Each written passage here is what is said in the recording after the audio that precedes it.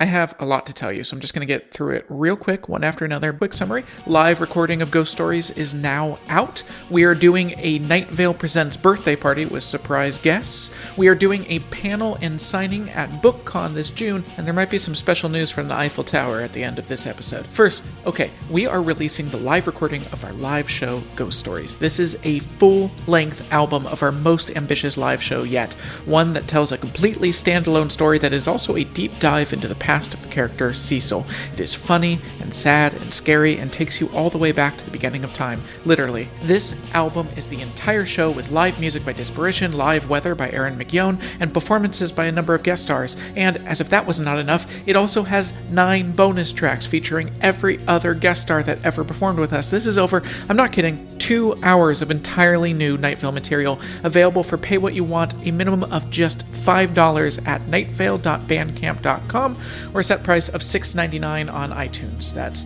nightvale.bandcamp.com, or just search Night Vale on iTunes. This is a completely different show than All Hail, which we are touring as I speak to you. Second, our Night Vale Presents birthday party at the Bell House in Brooklyn on June 21st. Now, this is not a Night Vale live show. This is a birthday party for our entire network, and it's going to feature a number of surprise guests that I can't believe we get to put on our stage, plus the announcement of and very first live episode of a new podcast I'm making that we haven't been able to tell you about yet. The people in that room in June will be the first to know. Plus, something we've wanted to do for a while, Night Vale After Dark, in which writer friends of the show write erotic Night Vale monologues, and Night Vale actors perform them. It's going to be an evening, y'all. Donors of $20 a month or more will have access to a presale on May 3rd. Note, this is a higher tier than our usual presales. And then public sale of tickets will be on May 5th.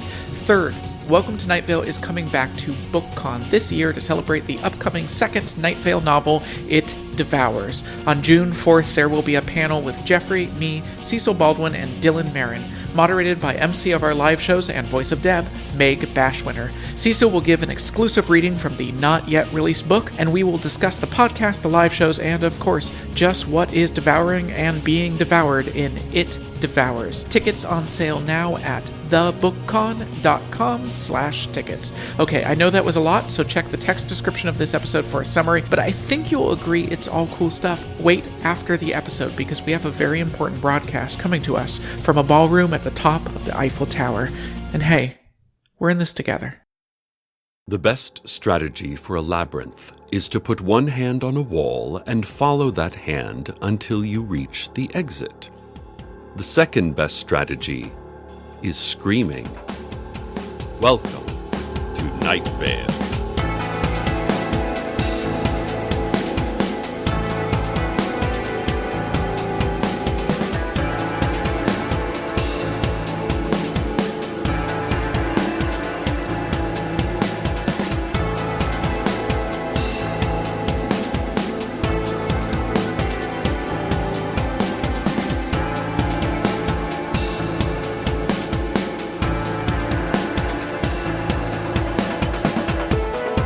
We start with our lead story, the faint popping that people have been hearing under the earth. It sounds like the mole people are making popcorn in huge numbers, but everyone knows that mole people are deathly allergic to corn, so maybe something else?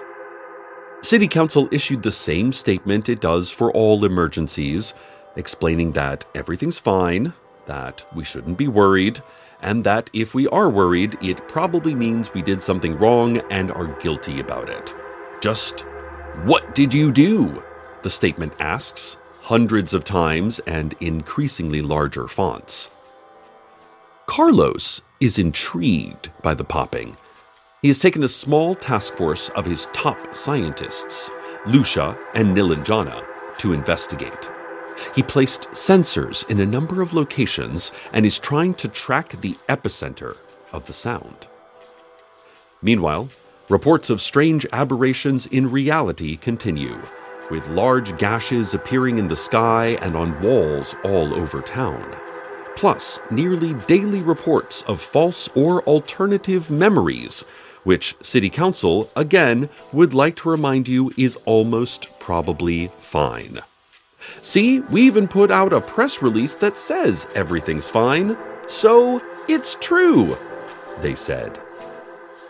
More soon, but first, a word from our sponsors. Today's show is brought to you by Ace Hardware on 5th and Shea Street, which is a real hardware store and not merely a camouflaged snake pit. Ace Hardware is here to fit all of your needs, and while it may look like a crude representation of a store created out of leaves and trash by hundreds of animals that had to work without the benefit of limbs, trust us that we are a real store that you can really enter and will definitely leave again, alive and uneaten. Don't worry. The near-deafening hiss is the sound of hardware savings on everything, including circular saws, reciprocating saws, coping saws, and of course, hand saws. All kinds of saws are 15% off during this week's You Saw It, You Bought It sale. Come by today. We also copy keys if you need that, so again, come on by. This has been a word from our sponsors. City Council is still in conflict about the situation at Old Woman Josie's house. Old Woman Josie passed away several years ago, and we all remember her fondly.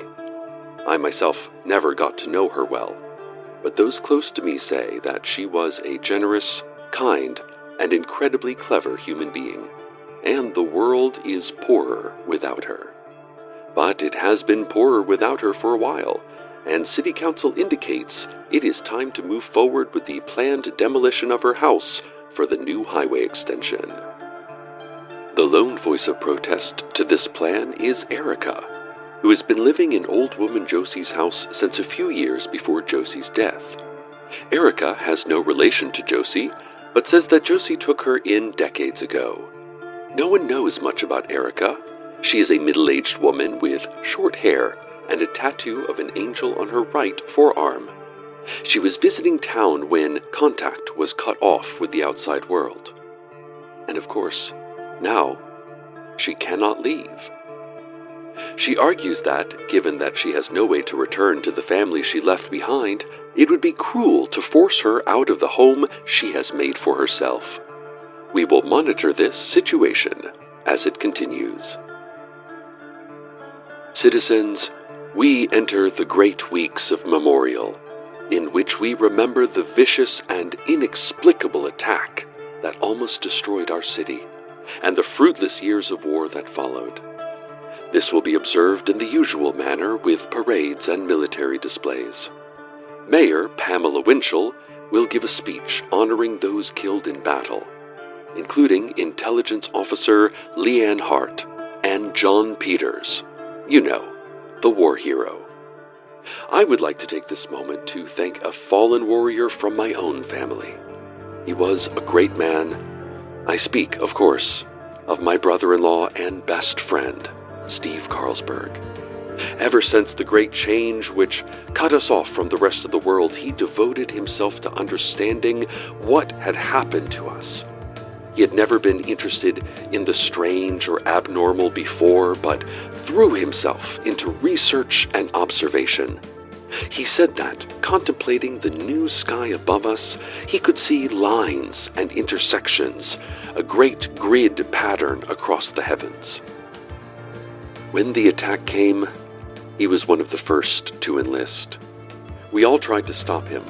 Steve was not naturally a fighter, but he said that he had to protect his wife Abby and his daughter Janice.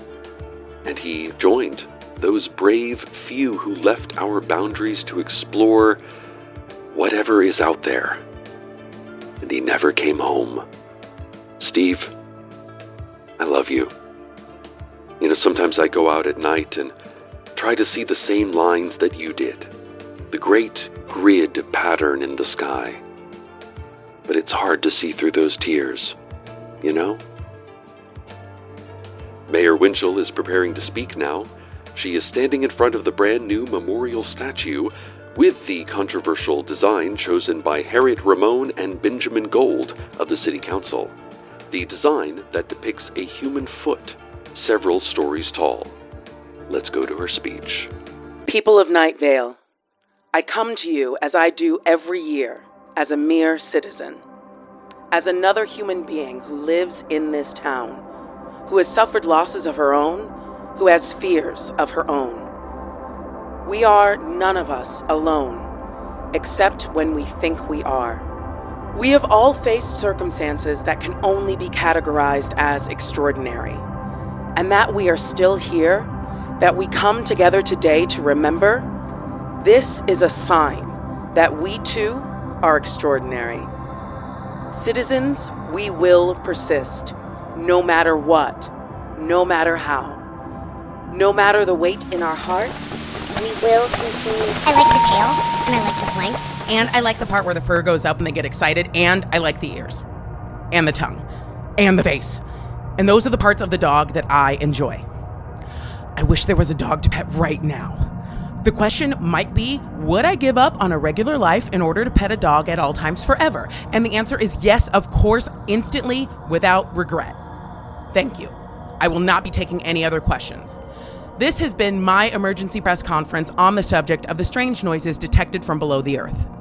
I will now put myself into a canvas bag that will be chained shut and then will be, an instant later, revealed to be empty. Wise words from our Director of Emergency Press Conferences, Pamela Winchell.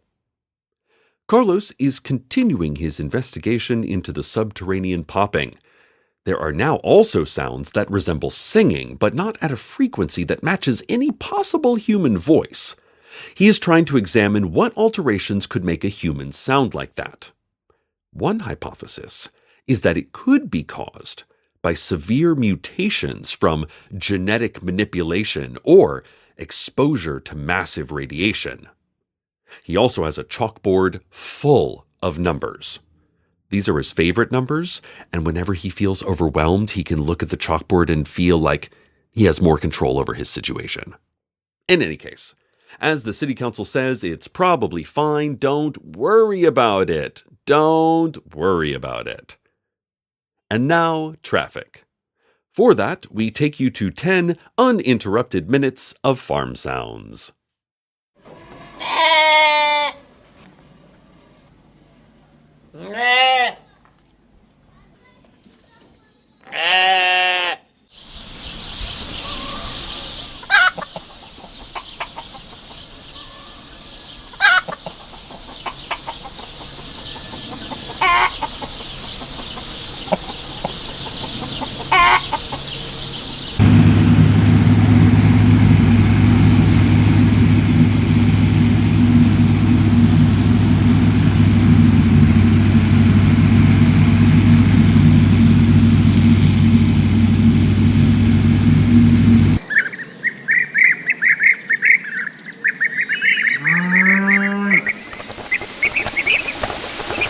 Things are looking pretty clear out on the roads.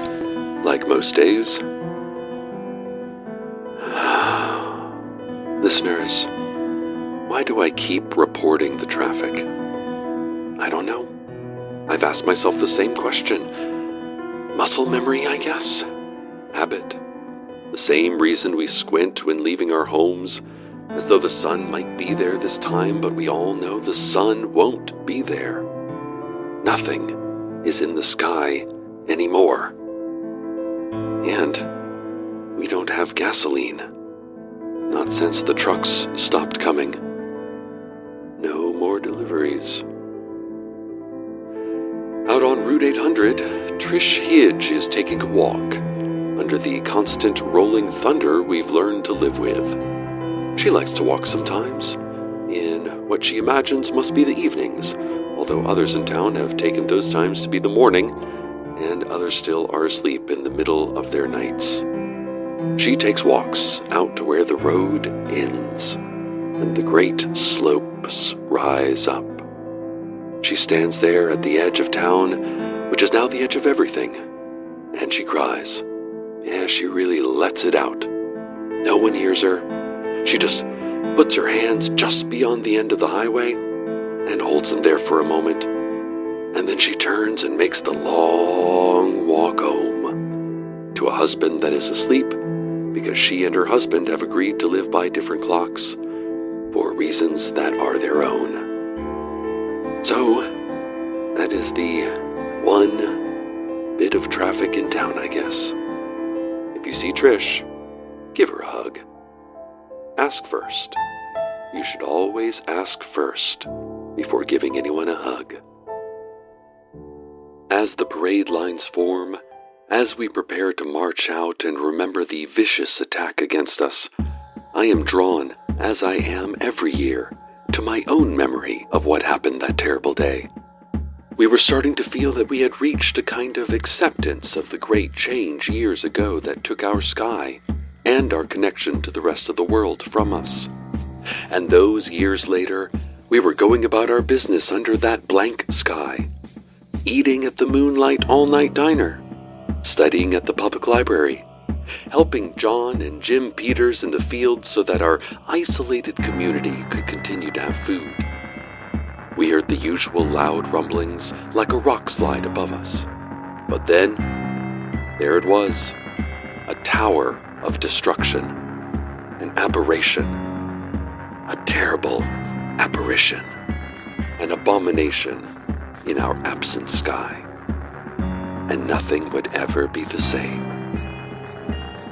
And afterwards, the years of war, only recently given up as lost. What did we do to deserve all that has happened to us? First, the theft of our sky. And then, years later, the attack. Listeners, do you ever think about the moon? I was sitting outside last night and I thought, does anyone actually know where that thing went? Have there been any studies on this? I'd ask a scientist, but I've never met one in person. I've only heard of the famous scientists like Rosalind Franklin and Lisa Meitner and Hidetaka Miyazaki. I doubt a scientist would ever deign to come to such a small and isolated town as ours, especially now that it's so much more difficult to get here. But the moon's disappearance was weird, right? It was there, and then suddenly it wasn't. All the stars went too, replaced by a smooth blank. Where did the moon go? Is it somewhere hidden, watching us? If not, what is it watching instead? Is there something more interesting than us? Hey, watch us, moon. We may not always be the best show in the universe, but we try. This has been today's Children's Fun Fact Science Corner. And now the weather. Clear skies tonight, although cloudy and windy tomorrow. With gusts up to 45.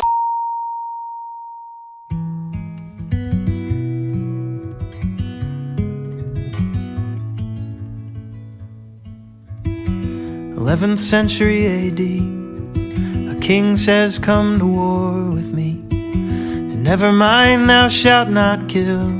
We're dealing now with infidels." He raises high his sword, and then he charges forth with all his men, and with the blessing of the papacy, in a righteous tongue he screams the ends.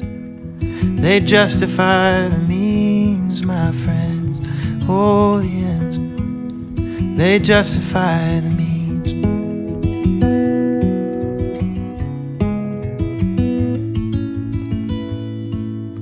They tell him a life is nothing more than a weapon in a time of war. And this is the only way we've found to tear these mighty symbols down. In the cockpit now he starts to steer, so all the world will clearly hear these once benign flying machines shouting out of TV screens the ends. They justify the means, my friends. Oh, the ends, they justify the means.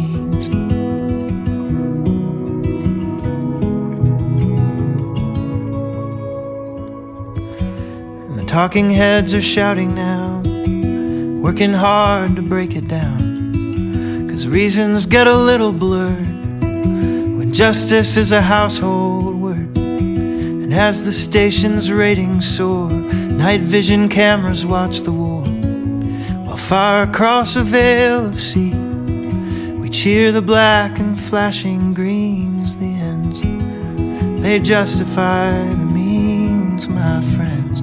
Oh, the ends, they justify the means.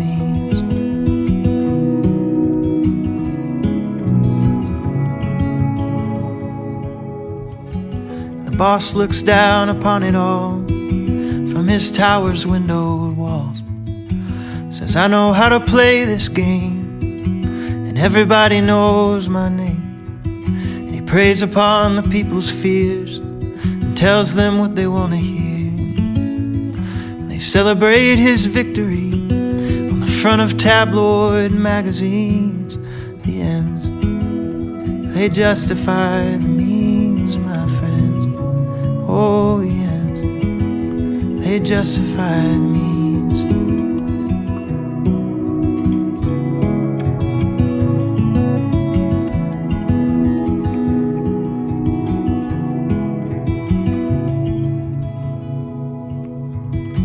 Climbed upon a mountain high and spoke to every passerby, everyone you ever knew. It's really just a part of you.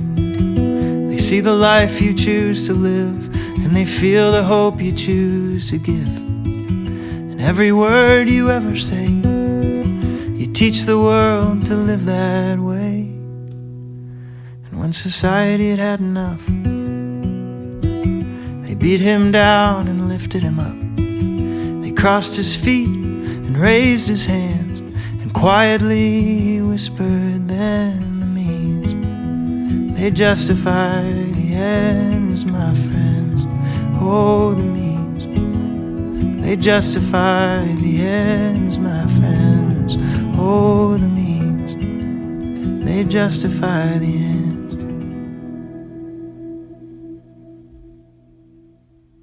Carlos and his team have found the source of the subterranean popping noise, but it is not a place we expected any more disturbance from, and it is not a place that I am comfortable with him going.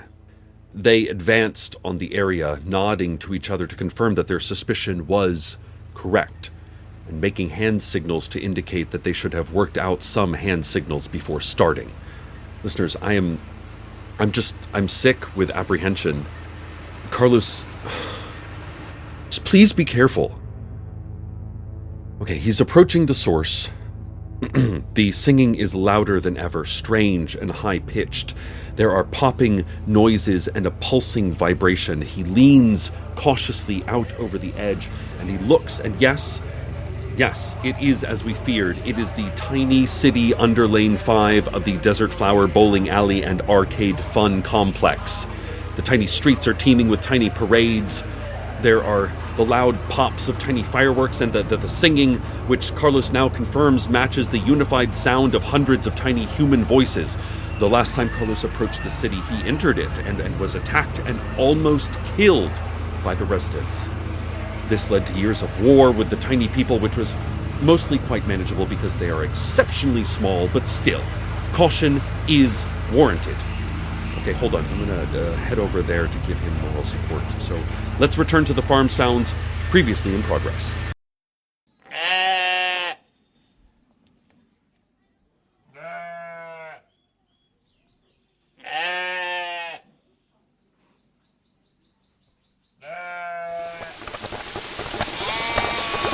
An aberration.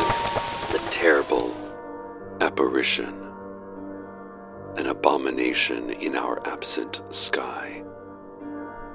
As we marched our memorial march and held aloft our portable shrines to our God and set off our many fireworks, there appeared above us the enormous face of the entity that tried to destroy our city not 4 years ago. Why this great being from beyond chose to return at this moment, I'm not sure, but it leaves me uneasy. listeners. It leaves a feeling that history is bubbling back up, that perhaps another great shift is coming. Like that shift many years ago, when Huntokar the Destroyer, oh great god Huntokar, appeared to us and took our sky away. We have prayed every year to Huntokar, but she has never returned the world that we once lived in. Surely we will fade away, unable to get what we need from the outside world. Why did Huntokar do this to us? We may never know. And then this creature attacking us from the world above, with the giant foot so controversially depicted in the new memorial statue. Looking into his rich, brown eyes today, he was beautiful. Much like us humans, but of course larger, with teeth like a military cemetery, and absolutely perfect hair. No lowly mortal could ever achieve hair that perfect. The last attack from this being led to a disastrous war with these giants, one that nearly ruined our city. I hope that these powerful beings look away from us, leave us forgotten and dying, leave us cut off from the world, unless Huntokar undoes what she once did to us. Unless we finally are absolved of whatever crimes we are being punished for, unless, at last, the sky is returned these many decades later. But until then, we will continue our great weeks of memorial, and then this fall enter into the months of the remembrance of the change. Stay tuned next for one of our most popular shows, Janelle Duarte's Advice Show. Hey Janelle, what did I personally do to contribute to Huntokar's anger against us? And under whatever starless, moonless sky it is we have lived under since the day of the change, good night, Night Vale. Good night.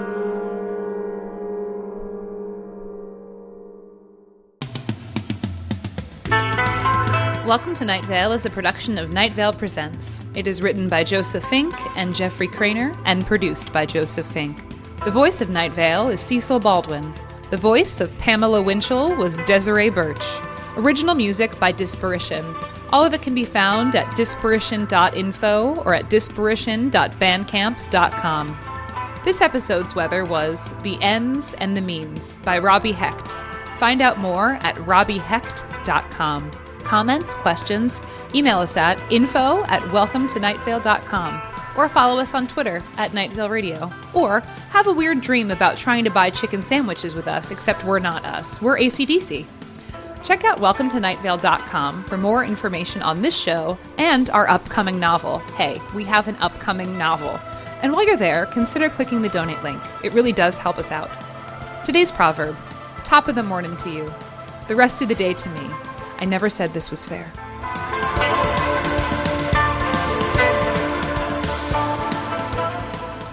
A great mystery. There's not a single person in Paris nor all the world who can tell us the mysterious origin of France's most beloved holiday classic, the Second Imaginary Symphony. Yes, decades ago, discovered in a refuse pile, this audio recording was brought home by an enterprising trash collector on Platypus Eve. The trash collector played the cassette he'd found, expecting music. There was instead a very strange story. This is Nye's neighborhood. Just over that hill, factories, soon to be full of busy grown-ups hard at work. And this is Nye Street, Telegraph Road. Bringing us to modern times, where there is not a single Platypus Eve celebration in all of Paris of which the Second Imaginary Symphony is not a part. This is Mr. Ackerman, Nye's neighbor and friend. Mr. Ackerman works at the big factory just over the hill. Nye had begun to wonder just what it was that the big factory over the hill was making. Having whiled away many a twilight, admiring the great factory, Nye had come to know each of its towering smokestacks and flashing lights. It's a secret, of course, and that's what the whole thing's about. We listen to the story. We find it a comforting way to pass the holiday eve, featuring... And this was the good one. Things unfit for the ears of a little boy. Also featuring... Wild laughter that offered not a hint of happiness. And of course featuring... Atomic hypnosis. Atomic hypnosis? It's just like ordinary hypnosis, only much, much smaller. There's nothing the French desire more than to sit back, close one's eyes, and listen to the Second Imaginary Symphony. It's something that we enjoy every year, and we hope that you will too. An Orbiting Human Circus special, The Second Imaginary Symphony, premiering on Wednesday, May 10th, 2017 on Night Vale Presents on the Orbiting Human Circus feed, with new episodes every other Wednesday through July 7th.